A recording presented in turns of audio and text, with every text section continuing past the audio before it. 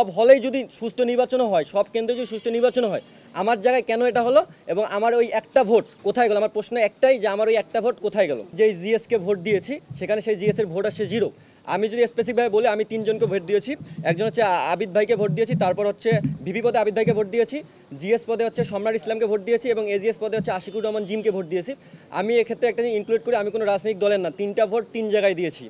সেই জায়গা থেকে যে আমি যে জিএসকে ভোটটা দিয়েছি, সেই জিএস যখন রেজাল্ট শুনে হচ্ছে উনি নিজেই আমাকে নক করছিল, নক করে বলছিল যে আমার রেজাল্ট 0 আসে, তুমি আমার হলে থাকো, তুমি শহীদুল্লাহ হলে থাকো, তুমি থাকা সত্ত্বেও আমার রেজাল্টটা 0 আসে।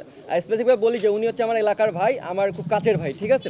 সেই জায়গা থেকে হচ্ছে আমি তখন রেজাল্ট শুনতে পাই না, আমার হচ্ছে ভেরিফিকেশন একটু সময় ছিল, এই জন্য আমি গতকালকে শুধু পোস্ট করছি যে এরকম একটা অভিযোগ আসছে, আমি ভেরিফিকেশন করি, দেন হচ্ছে আমি এটা মিডিয়ার সামনে উপস্থাপন করবো। অ্যান্ড দেন আমি আজকে শোনার পর যখন শুনি আসলেই রেজাল্টটা 0 আসছে। এখন এই ক্ষেত্রে হচ্ছে আমার অভিযোগটা এটা যে বাকি কোন কেন্দ্রে কি হয়েছে না হয়েছে সেটা আমার দেখার বিষয় নয়। আমি যেই কেন্দ্রে ভোট দিয়েছি, আমার ভোটটা যদি বাতিল হয়, মানে আমার ব্যালট পেপারটা যদি বাতিল হয়, সেটা উল্লেখ করতে হবে যে কেন ব্যালট পেপারটা বাতিল হয়েছে।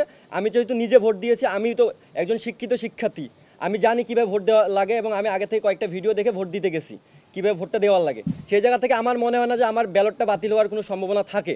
যদি বাতিল হয় সেই ব্যালটটা উপস্থাপন করতে হবে, নইলে আমি মনে করি যে যেগুলো অভিযোগ আসতেছে একের পর এক, সেই অভিযোগগুলো সত্যতা প্রমাণিত হবে এটার মাধ্যমে। এবং সেই ক্ষেত্রে হচ্ছে ভোট কারচুপির যে ইস্যুটা, গতকালকে আপনার মিডিয়ারে দেখেছেন বিভিন্ন জায়গা থেকে বিভিন্ন রকম অভিযোগ এসছে এবং নিয়ম বহির্ভূত অনেক কর্মকাণ্ড ঘটেছে ডাকসু নির্বাচন কেন্দ্রিক। কিন্তু আমার স্পেসিফিক একটা জায়গা থাকবে, সব হলেই যদি সুষ্ঠু নির্বাচন হয়, সব কেন্দ্রে যদি সুষ্ঠু নির্বাচন হয়, আমার জায়গায় কেন এটা হলো এবং আমার ওই একটা ভোট কোথায় গেল? আমার প্রশ্ন একটাই যে আমার ওই একটা ভোট কোথায় গেল?